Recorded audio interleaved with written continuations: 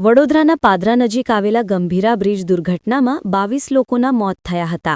મહી નદી પર આવેલા આ મહત્વના પુલનો એક ગાળો 9 જુલાઈના રોજ ધરાશયી થયો હતો.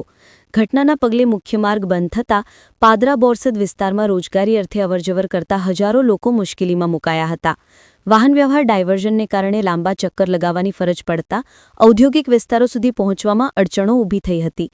દુર્ઘટના બાદ માર્ગ અને મકાન વિભાગે ક્ષતિગ્રસ્ત પુલનું નિરીક્ષણ કરીને તેની બાજુમાં નવીન પુલના કાર્યની શરૂઆત કરી છે. હાલ સુધી નવા પુલનું લગભગ 22% કામ પૂર્ણ થયું છે.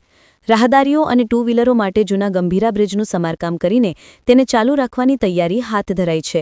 સ્ટીલ બ્રિજ માટે મંત્રી રમણભાઈ સોલંકીની રજૂઆત બાદ મંજૂરી મળી છે. પાદરા બોરસદ વિસ્તારમાં ટ્રાફિક સમસ્યાના ઝડપી ઉકેલ માટે સ્ટીલ બ્રિજના વિકલ્પની રજૂઆત કેબિનેટ મંત્રી રમણભાઈ સોલંકી દ્વારા મુખ્યમંત્રી સમક્ષ કરવામાં આવી હતી.